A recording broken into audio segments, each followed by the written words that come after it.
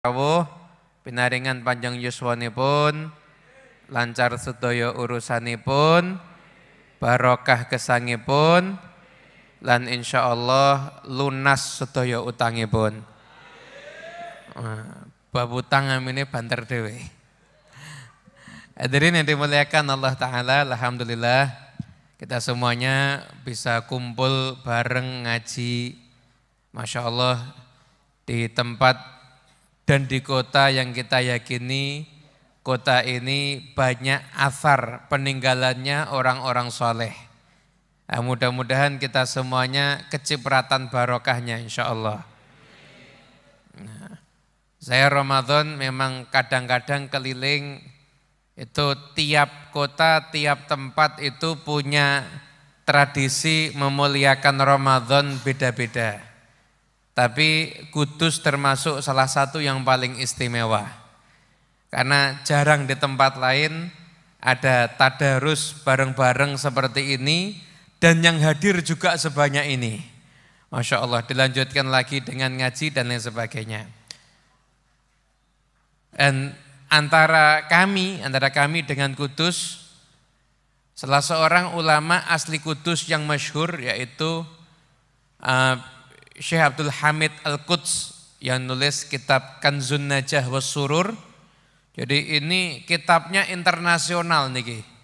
Ulama dari manapun juga itu kalau merujuk amalan di bulan-bulan Hijriyah itu merujuk ke kitab Kanzun Najah was Surur.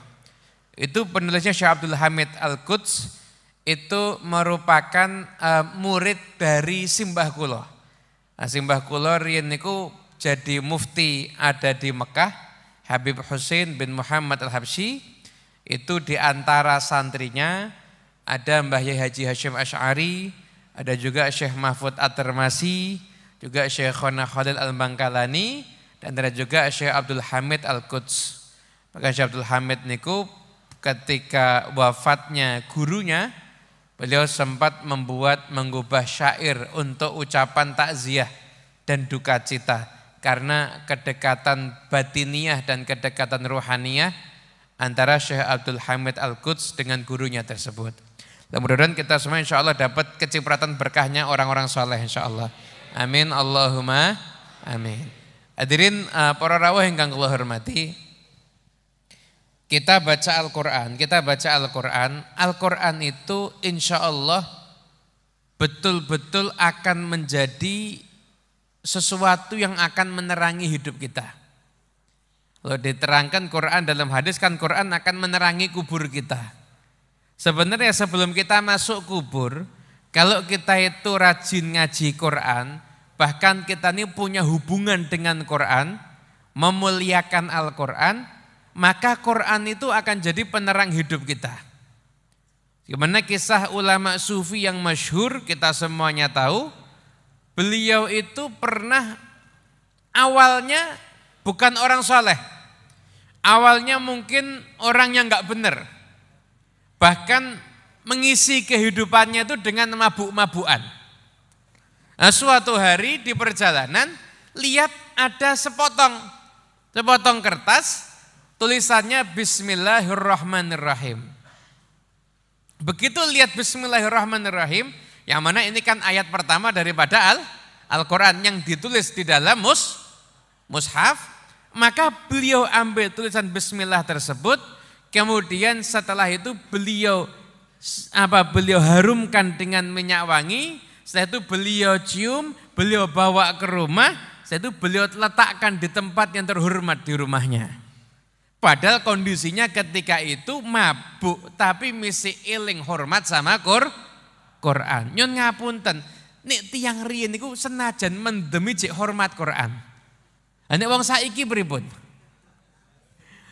Itu mabuk, tapi mesti ada rasa hormat sama Quran. Akhirnya beliau letakkan di tempat yang terhormat, malam harinya mimpi. Dan di dalam mimpi itu mendengar suara dari Allah Ta'ala yang mengatakan di situ, kama tayyabta ismi sa'utayyibuka ismaka fid dunya wal akhirah. Sebagaimana engkau mengharumkan namaku, akan aku harumkan namamu di dunia sampai di akhirat nanti. Akhirnya beliau bertobat menjadi ulama sufi yang dikenang terus. Kenapa? Karena barokahnya hormat kepada Al-Quran. Al-Quran itu luar biasa. Punik jenengan titeni mawon, para hadirin para rawuh ingkang kula hormati. Nabi Dawud itu sama Allah Ta'ala dikasih kitab suci yang termasuk juga wajib untuk kita imani, yaitu kitab Zabur. Nabi Dawud itu mukjizatnya sama kitab sucinya beda. Kitab sucinya Zabur. Mukjizatnya Nabi Dawud itu banyak. Di antaranya beliau Nabi Dawud ini seorang nabi yang tidak mau makan dari hasil pemberian orang lain. Padahal nabi dan raja. Nabi loh Pak, niki nek Nabi Dawud niku umpama terima jasa persuwuan, insya Allah laris niku. Keranten beliau niku nabi, nek ndonga niku nggih mesti mandi. Tapi Nabi Dawud tidak mau. Nabi Dawud tuh maunya makan itu min kasbiyadih, dari hasil capeknya tangannya Jadi beliau itu jadi pandai besi, buat baju besi. Lah mukjizatnya Nabi Dawud itu besi, kalau di tangannya Nabi Dawud, besi itu kalau di tangannya Nabi Dawud itu seperti adonan tanah liat. Jadi besi yang keras, yang kaku, itu enggak perlu pakai di tempat-tempat. Tangan Nabi Dawud seperti adonan tanah liat, dari saking mudahnya beliau itu ngotak-ngatik besi niku wau. Itu Nabi Dawud alaihissalam. Itu. Mukjizatnya sendiri, kitab sucinya juga sendiri. Nabi Musa, mukjizatnya tongkat. Kitab sucinya Taurat. Beda. Mukjizatnya Nabi Musa itu tongkat. Yang mana tongkat ini kalau ketika dilempar, tongkatnya bisa berubah menjadi ular. Kemudian ketika beliau dikejar oleh Fir'aun, ketika itu beliau pukulkan tongkatnya ke laut, maka laut terbelah menjadi 12 bagian sesuai dengan jumlah pengikut Nabi Musa, Bani Israel yang terbagi dari 12 suku ketika itu. Masing-masing ada jalurnya sendiri-sendiri. Mukjizat tongkat luar biasa, kitab sucinya Taurat. Kemudian Nabi Isa, mukjizatnya banyak. Menyembuhkan orang lumpuh, menyembuhkan orang bisu, buta. Bahkan Nabi Isa alaihissalam, beliau menghidupkan orang yang mati dengan izin Allah. Kitab sucinya Injil. Sucinya Injil. Kita pernah baca ada satu makalah yang di situ disebutkan Nabi Isa itu pernah ditanya sama muridnya, Nabi Isa jenengan iki kok sedaya saged nyembuhkan ini, bisa nguripke wong mati mawon nggih saged. Sing jenengan mboten saged niku napa? Ketika itu jawabnya Nabi Isa, ya yang ndak bisa cuma satu. Minterken orang bodoh yang rumangsa pinter. Jadi minterken wong bodoh sing ora rumangsa bodoh, sing rumangsa pinter, kuwi luwih angel timbang ngidupke wong mati ternyata. Lebih susah daripada menghidupkan orang mati. Mukjizatnya banyak Nabi Isa, kitab sucinya Injil. Nah, khusus untuk kita Nabi Muhammad sallallahu alaihi wasallam,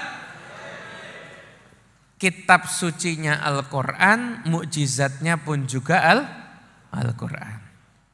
Kayak sampai dikatakan oleh Imam Al-Busiri dalam syair burdahnya, damat ladaina fafaqat kulla mu'jizatin minan nabiyina idza ja'at walam tadumi.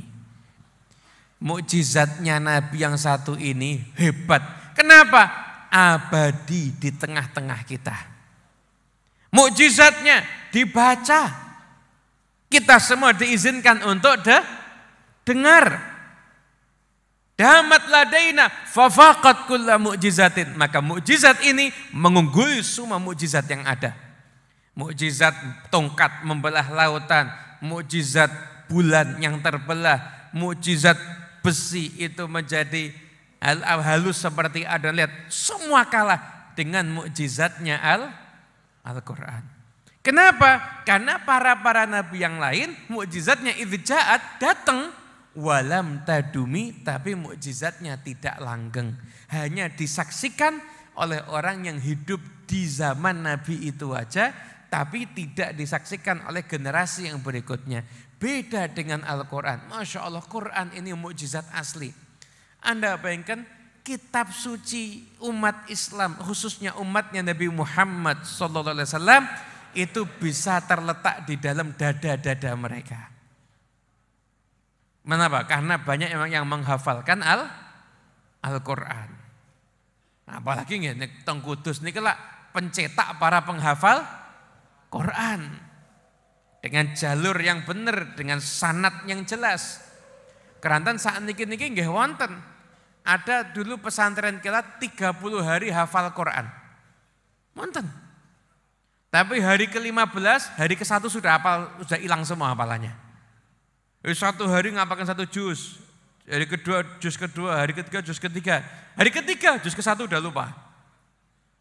Wonten niku, asli wonten niku.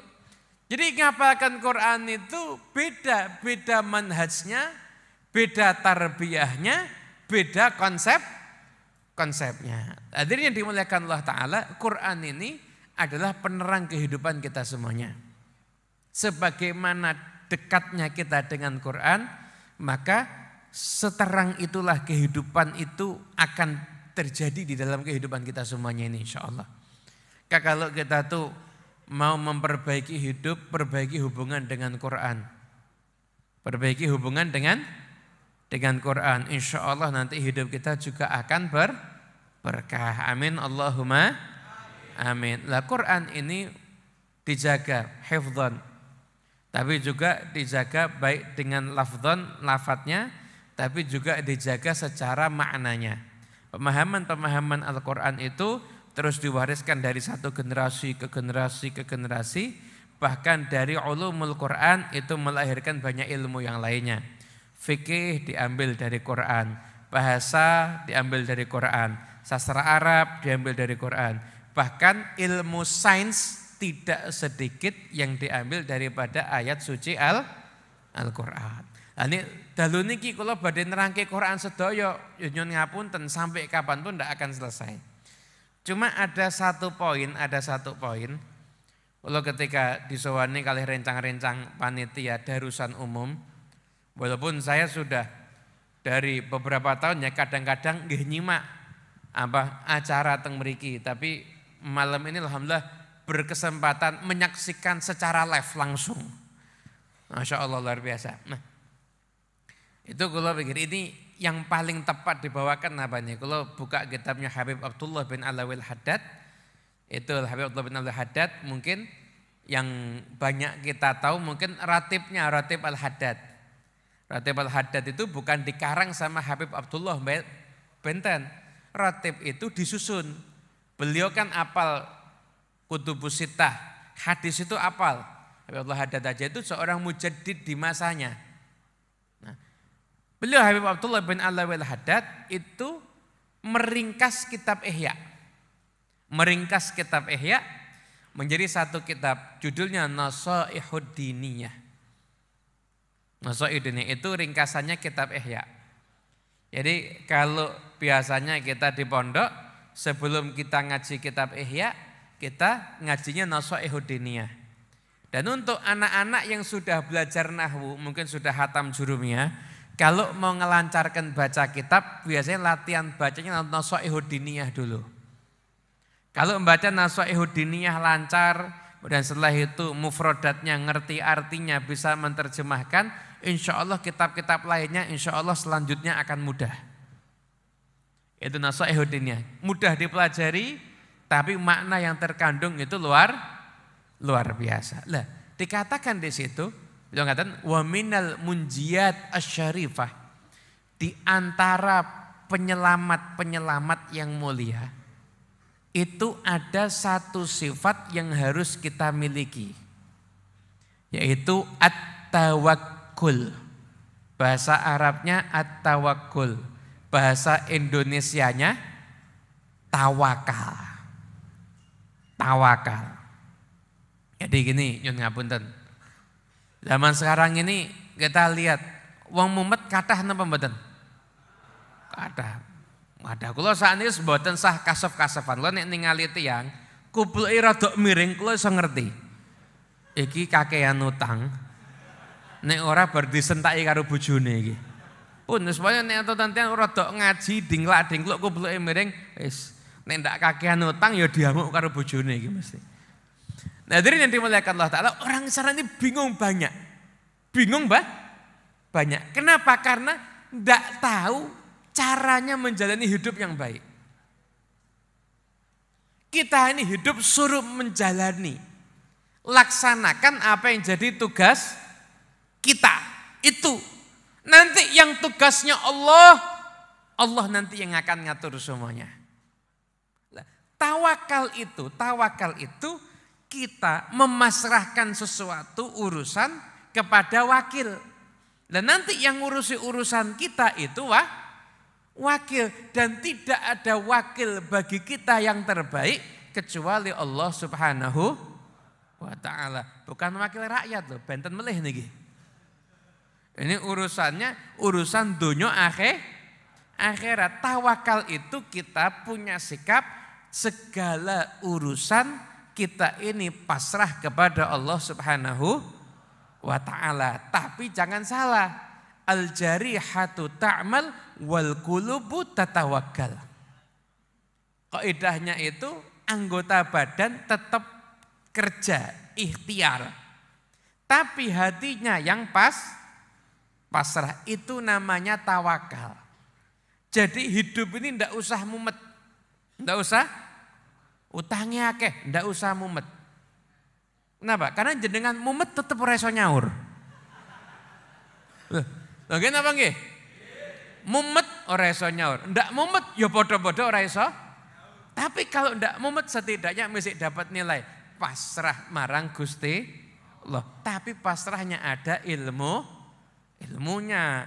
Jangan terus tawakal habis itu ndak bekerja ya keliru. Ngapunten. Ada makanan di depan, kalau jenengan ndak ngambil, bisa kenyang ndak?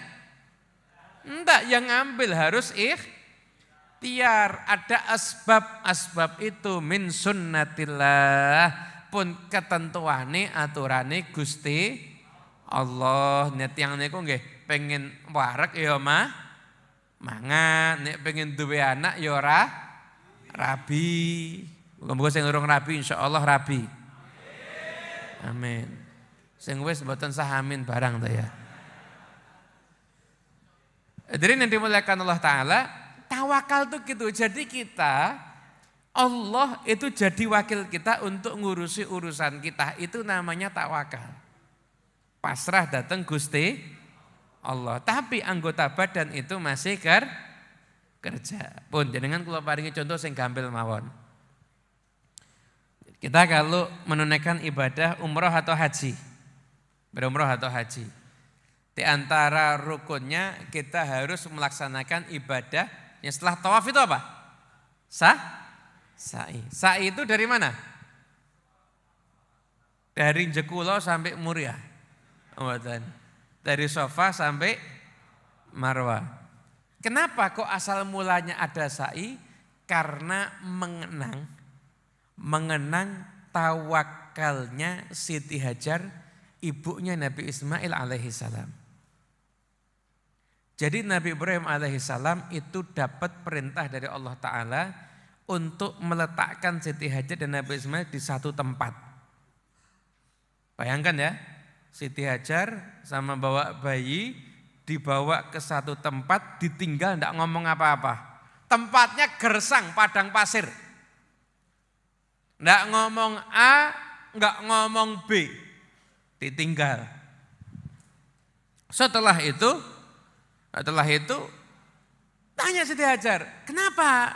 Dan sebagainya. Nabi Ibrahim diam, nggak jawab. Sampai akhirnya Siti Hajar nanya, Allah yang memerintahkan. Nabi Ibrahim mengatakan, iya. Idzan la yudhayyi'una. Kalau gitu Allah Ta'ala tidak akan menyanyiakan kita. Wis mantap saya nggih, sumeleh nggih. Pokoknya niki pun kersane Gusti Allah. Setelah itu bayinya kehausan. Bayinya taruh di tengah, Siti Hajar kemudian ke sofa. Ke sofa. Ikhtiar, ada enggak sumber air? Enggak ada. Saya itu ke Marwah. Enggak ada. Jadi kembali lagi ke ikhtiar enggak? Ikhtiar enggak ini? Sofa, Marwah. Marwah, sofa. Itu kemudian apakah ikhtiarnya berhenti karena tidak berhasil atau belum berhasil? Enggak kan? Pokoknya ikhtiar semaksimal mungkin. Hasil nanti yang ngatur Gusti. Dan subhanallah hasilnya itu bukan dari ikhtiarnya tapi dari jalur yang lain. Dari kakinya Nabi Ismail tiba-tiba keluar air. Jadi Siti Hajar kesana kemari tidak menemukan sumber air. Justru sumber airnya itu dari kakinya Nabi Ismail alaihis salam. Begitulah yang namanya ikhtiar dan tawakal. Tugasnya manusia itu ikhtiar. Manusia itu ikhtiar. Hasilnya Allah akan pilihkan yang terbaik. Jenengan yo kadang ikhtiari mau nyambut damel Ramadan, wis kabeh didol. Sarung didol, mukena didol, kerudung didol. Omah aja sik. Semuanya dijual. Kenapa? Wis target pokoknya habis lebaran beli mobil. Sudah ikhtiar macam-macam ternyata habis lebaran tetap tidak bisa beli mobil. Itu bukan Allah Ta'ala menyatakan dia gagal. Enggak, dia berhasil. Semua orang sudah ikhtiar itu dia berhasil. Cuma Allah Ta'ala memberikan yang terbaik untuk dia. Mungkin sekarang dia enggak dikasih mobil sama Allah. Kenapa? Gusti Allah ngerti, rong duwe garasi. Karena kalau belum punya garasi, nanti dia punya mobil, hidupnya tidak semakin tenang, semakin menderita. Bengi ora iso turu kepikiran mobil anyar. Nanti mobilnya di luar dia panik, golek nggon, bingung, diprotes karo tonggo. Loh, ini kalau mobil dikasih, belum tentu mobil itu akan jadi kebaikan dalam hidupnya dia. Allah Ta'ala itu kalau ngasih hasil itu pasti yang aslah, yang paling patut, yang paling tepat. Tugasnya manusia itu hanya ikhtiar. Dan ikhtiar semaksimal mungkin tuh lihat itu. Siti Hajar nyoba sampai 7 kali. Sampai 7 kali. Ini teman-teman kadang-kadang anak-anak muda ini. Waduh, seneng jatuh cinta, ngelamar ndak berani. Ya disaut tuh wong. Kenapa nggih? Saya sudah ngelamar tapi ditolak. Berapa kali nyoba? Sekali. Ndak apa-apa, kan belum 7 kali nyoba. Lo 7 kali mesti ditolak, gimana Beb? Anggap aja dia rugi karena nggak dapat kamu. Mawon, selesai. Kenapa nggih? Gitu aja. Sallallahu Nabi Muhammad. Niki kula angsal ngunjuk nggih. Nggih, matur nuwun. Jenengan nggih ngunjuk kopine monggo.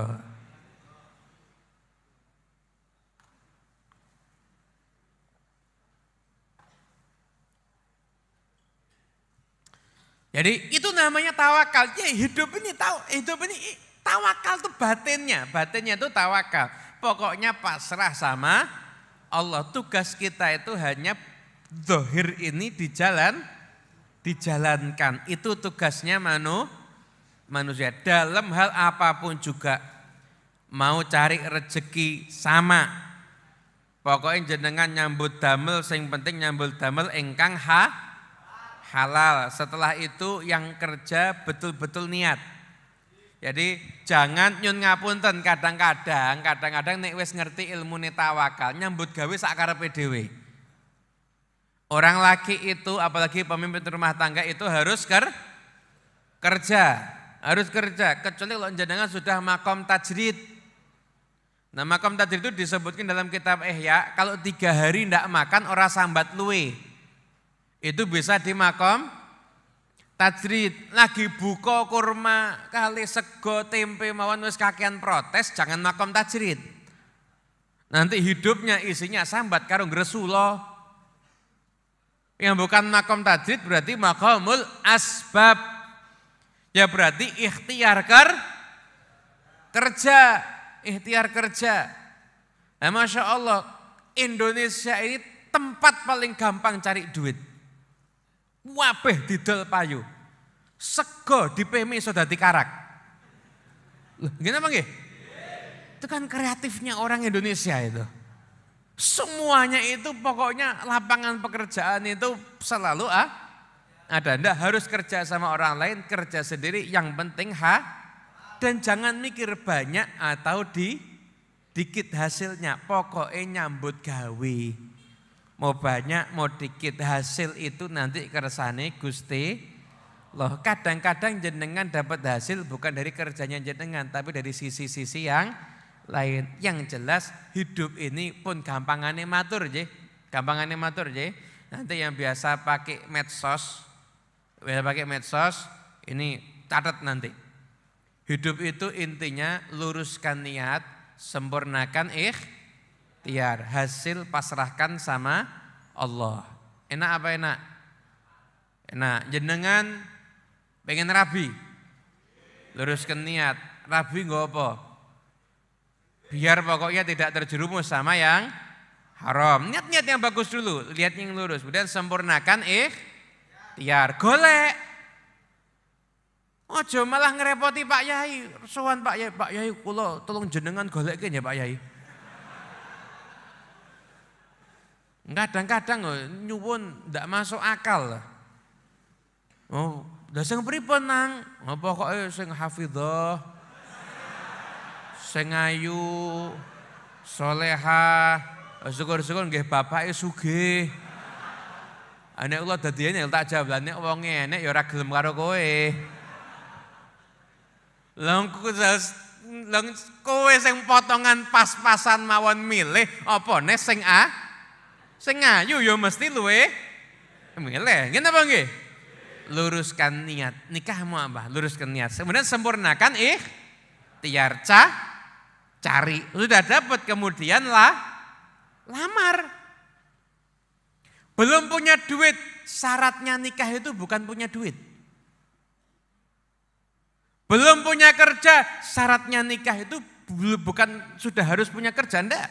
Syaratnya nikah itu jenengan yang penting mampu bayar mahar, mampu menafkahi. Santai. Oh cuma nafkahi tukokno sego bungkusan sedina ping 2 kan sudah menafkahi itu.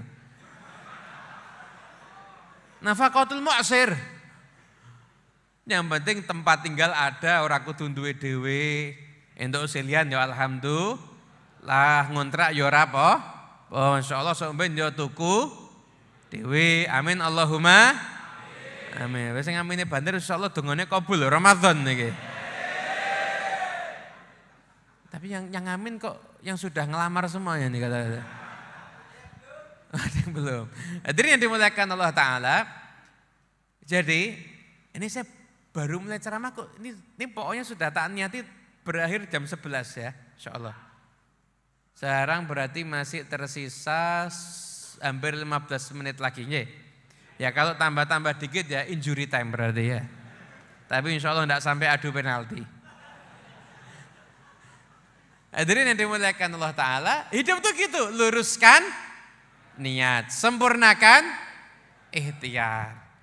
Golek, niat, lamar aja. Oh belum kerja, belum lamar. Pak, saya jatuh cinta sama anak bapak itu gadis yang solehah, saya mau lamar, saya mau persunting anak bapak sebagai calon istri saya. Sudah punya kerja nak? Belum Pak. Tabungannya berapa nak? Belum juga Pak. Nanti anak saya mau dikasih makan apa nak? Lah anak bapak sukanya makan apa? Loh, pede, ngene apa nggih? Anak bapak suka makan nasi, saya akan kasih nasi, Pak. Anak bapak sukanya makan roti, saya akan belikan roti, Pak. Anak bapak sukanya rumput, saya siap ngarit, Pak. Pokoknya sukanya apa?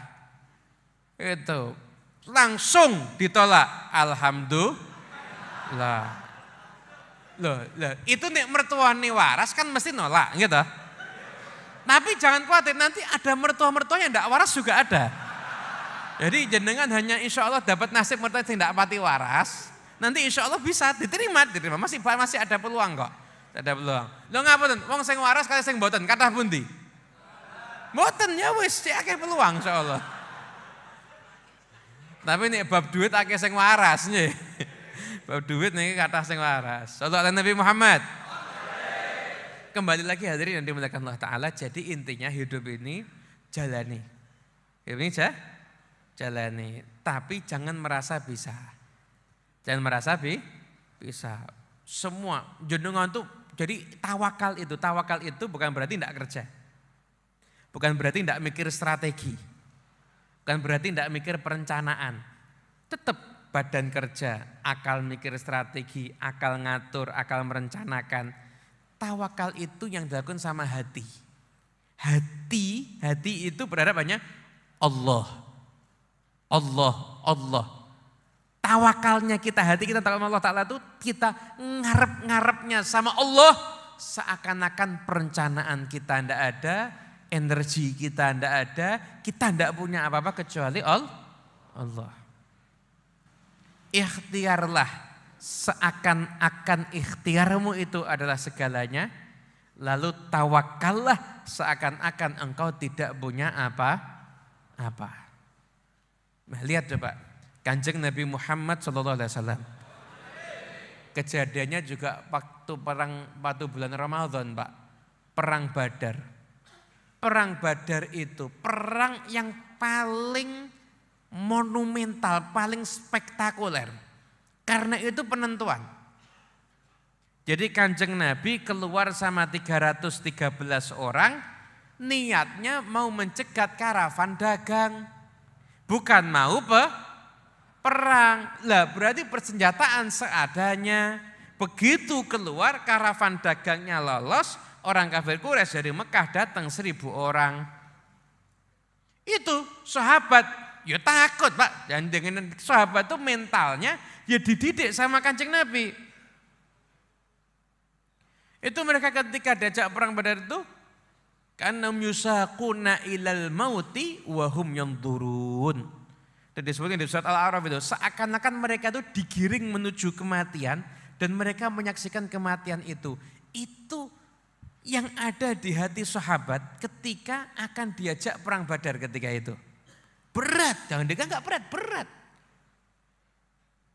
Mungkin Nabi ketika itu bayangannya karavan dagang ku entuk duit, iki malah kok ngadepi musuh entuk pedang. Nah, ketika itu Rasulullah SAW nawarkan, ayo gimana musyawarah. Kanjeng Nabi itu musyawarah. Kanjeng Nabi nuruti maunya Allah menentukan perang. Tapi Kanjeng Nabi ya musyawarah. Sahabat Muhajirin, ya Rasulullah siap perang, semua siap perang. Sampai ada sahabat Ansar mengatakan, Rasulullah kita juga siap perang. Akhirnya 313 lawan 1000. Sehari sebelum perang, itu Kanjeng Nabi sudah ngasih tahu. Nanti orang kafir, fulan itu kafir, matinya di sini. Itu matinya di sini. Itu matinya di sini. Setelah ini Kanjeng Nabi sudah tahu seperti itu, ikhtiarnya dimaksimalkan. Atur strategi. Udah tahu loh nih, kalau pasti menang udah tahu. Ikhtiarnya dimaksimalkan. Setelah itu beliau juga kemudian atur strategi pasukan perangnya ini. Nanti jangan nyerang dulu, nanti begini dulu. Itu sudah diatur sedemikian rupa oleh Rasulullah SAW. Ikhtiarnya segalanya. Tapi malamnya apakah beliau hanya mengandalkan ikhtiar? Enggak, malamnya beliau doa. Doa itu ada Nabi ngangkat tangan, itu sampai selendangnya jatuh. Jangan tak kasih selendang ini. Jenengan dongo nganti tiba. Sahur rong karuan Pak. Anda lihat dari geternya badannya Kanjeng Nabi itu sampai selendangnya jatuh. Anda bisa bayangkan betapa betul-betul Kanjeng Nabi itu mengharapkan Allah Ta'ala, padahal beliau sudah ikhtiar seperti itu dan sudah tahu kalau orang kafir akan banyak yang mati. Hari ketika terjadi peperangan, ikhtiar maksimal, karena tawakal, pertolongan dari Allah Ta'ala akhirnya turun. Pasukan malaikat datang dipimpin sama malaikat Jibril, akhirnya kaum muslimin memenangkan perang Badar. Jadi ikhtiarnya itu maksimal, tapi hatinya itu tawakal. Kerja juga sama, wahai buka toko ya pokoknya toko kayaknya profesional. Orang buka toko, wis pokoknya sing ben ketok laris buka toko isu. Nanti tutupnya so kerja. Buat yang bagus, marketingnya yang bagus, tokonya rapi, kerja semaksimal mungkin. Hatinya itu ya Allah, nyuwun rezeki barokah halal ya Allah. Seakan-akan Anda tidak punya toko dan seakan-akan Anda tidak punya apa-apa, kecuali yang Anda punya hanya Allah Subhanahu. Itu namanya tawakal. Urusan apapun juga. Didik anak sama. Kadang-kadang nyun ngapur, kadang-kadang ustadz bisa minterkan anaknya orang lain tapi tidak bisa ngurusi anaknya sendiri. Nah, betul apa betul? Fakta kan gitu. Ustadz, anaknya wong wabeh diajari iso alim. Anaknya dewe ndak iso. Kenapa? Diingatkan sama Allah, kamu jangan merasa bisa. Itu anaknya orang jadi alim, yang minterkan bukan kamu, yang minterkan Allah. Kalau anakmu pengen alim, anakmu pengen pinter, jangan andalkan kekuatan dirimu, andalkan Allah Subhanahu wa ta'ala. Dulu pernah itu ada ulama, bisa ulama ini muridnya top, alim semua, muridnya itu sampai levelnya mufti. Anaknya belas mboten kersa sinau, dikongkon sinau koyo arep disiksa, nakalnya luar biasa. Anaknya seperti itu. Subhanallah, akhirnya orang lain bingung, sudah mengerahkan berbagai macam cara, teknik pendidikan, teknik parenting, teaching, macam-macam, wis ngerti dipelajari, tetap anak tidak gelem sinau, tidak mau belajar.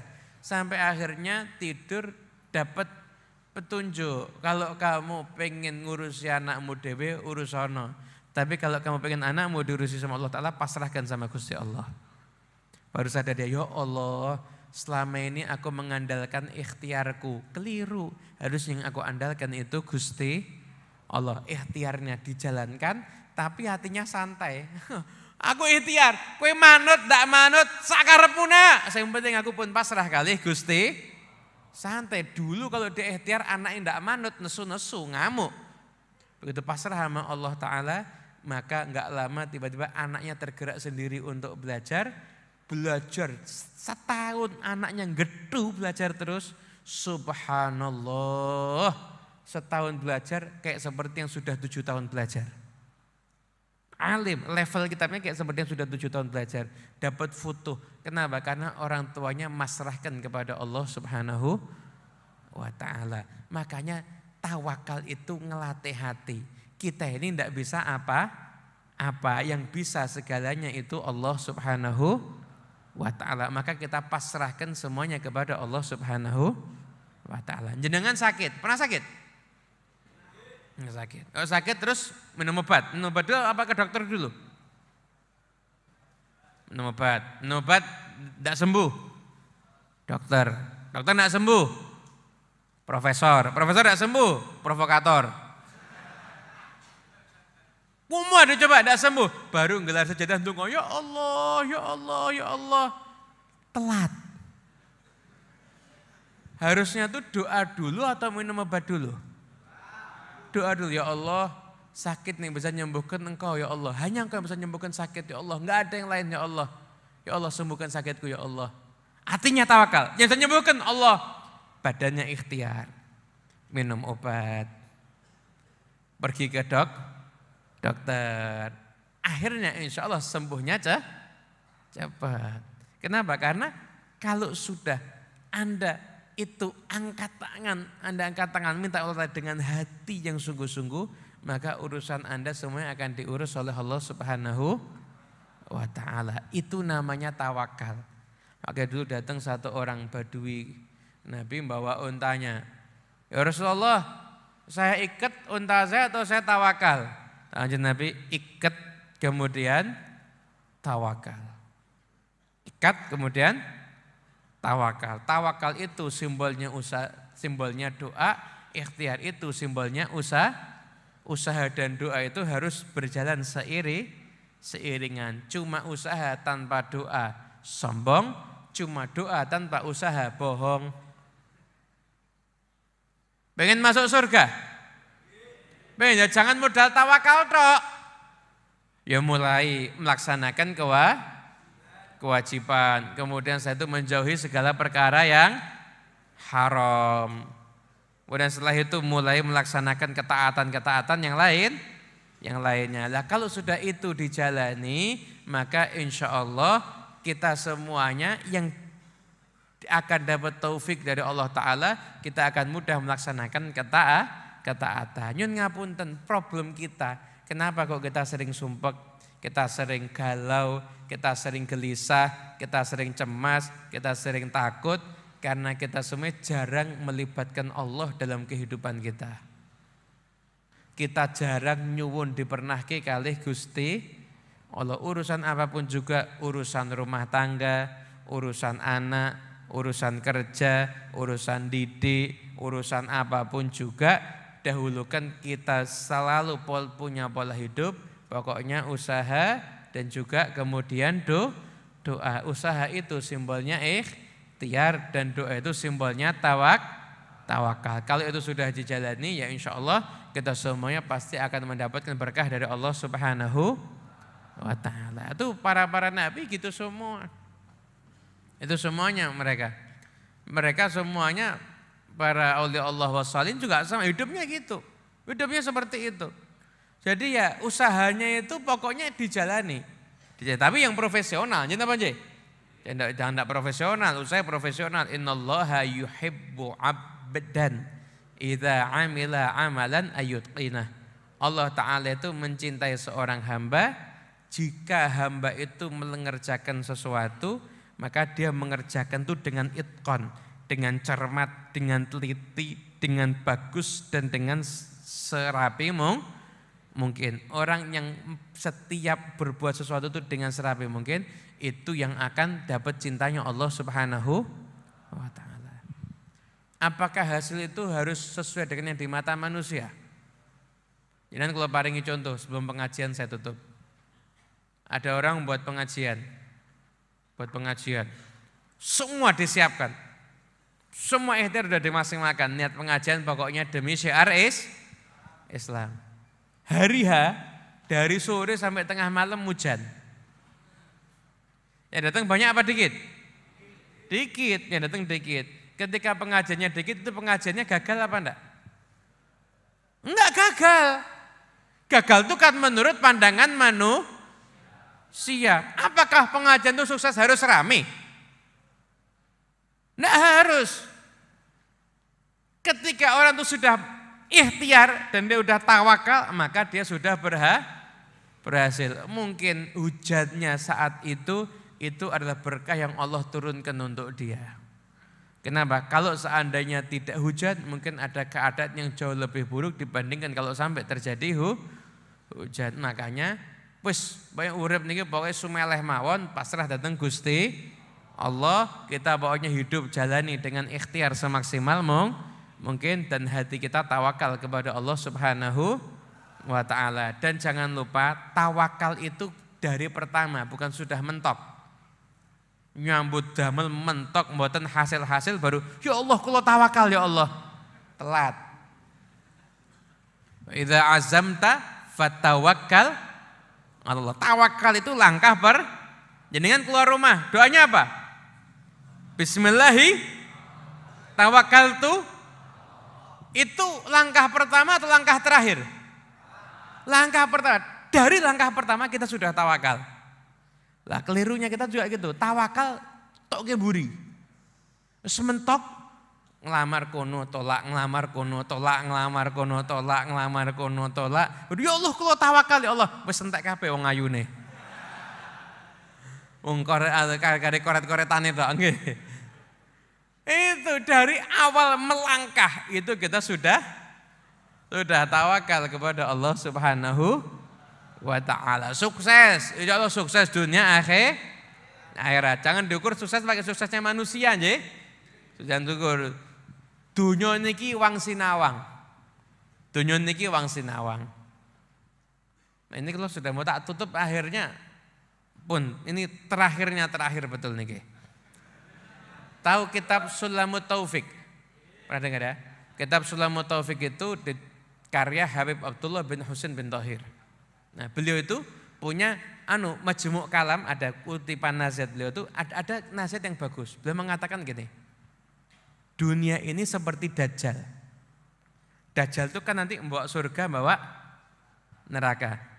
Yang surganya Dajjal itu kelihatannya ke surga, tapi ternyata kalau di dalamnya itu neraka. Nerakanya Dajjal kita enggak enak, tapi ternyata itu surga. Dunia kiki nggih sami kados ngoten niku. Dunia ini yang kelihatannya orang kalau punya duit banyak, pengikut banyak, viral, populer, dianggap itu nikmat, ternyata enggak. Ternyata tidak. Kadang-kadang nyun ngapunten capeknya nyari duit itu masih lebih jauh capeknya orang jaga ketika sudah punya duit.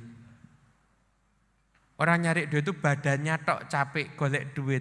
Tapi wong sing jogo itu jek golek duit, jek atine setiap saatnya takut kalau dia jatuh miskin. Ndak enak hidupnya.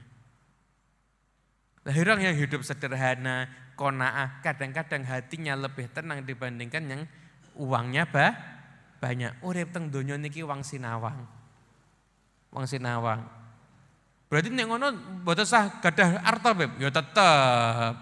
Duit itu ya tetep penting, tapi jangan dianggap duit itu segalanya. Tetap jangan terus maksud saya mereka mboten nyambut damel ya keliru. Tapi jangan nganggap akan bahagia ketika punya duit. Belum tentu. Yang enggak punya duit juga ada yang bahagia. Yang punya duit banyak yang tidak bahagia. Intinya dunia niki wang sinawang. Yang bahagia itu yang bagaimana? Yang bahagia di dunia ini adalah orang yang ridho terhadap semua takdir dan ketetapan Allah. Itulah orang yang akan bahagia. Uripe ridho tok, alhamdulillah, pokoknya kabeh disyukuri. Dalu niki mboten gadah arta, alhamdulillah, tesih iso ngaji entuk kopi karo roti gratis. Kenapa nggih? Alhamdulillah. Kenapa nggih? Pokoknya semuanya disyukuri, alhamdulillah. Pulang ke rumah jek duwe omah, alhamdulillah. Jonya awang, iki omahe jek kakeh sing bocor ngeten-ngeten, ini perlu perbaikan. Mboten sing penting jek duwe omah. Nyawang bojo mungkin wis turu ngorok, alhamdulillah sing penting jek duwe. Lha ngene apa nggih? Lho, ngapun duwe bojo ngorok mangane akeh karo ora duwe bojo. Mending sing ndi? Nanti bojo senajan turune ngorok mangane akeh. Sing penting lak jek menungso bojone, ngene apa nggih? Daripada bojonya makhluk gaib. Ora ketok. Itu. Pokoknya hidup ini yang bahagia itu yang ridho dengan semua ketetapan Allah. Sering-seringlah Anda mensyukuri nikmat-nikmat kecil-kecil yang sederhana. Nanti hidup Anda akan dikagetkan dengan nikmat-nikmat yang besar insyaallah. Amin Allahumma amin. Saking kula cukup semanten. Kirang langkung pun kula nyan pangapunten ingkang kathah. Wallahul muwaffiq ila aqwamit thoriq. Dan kita semua insyaallah menjalani Ramadan dengan sebaik-baiknya. Kita semua termasuk orang yang mendapatkan Lailatul Qadar dan keluar dari Ramadan kita semua dapat ampunan Allah Subhanahu wa taala. Mungkin ingin yang bisa kami sampaikan. Wa'afu minkum. Wassalamualaikum warahmatullahi wabarakatuh.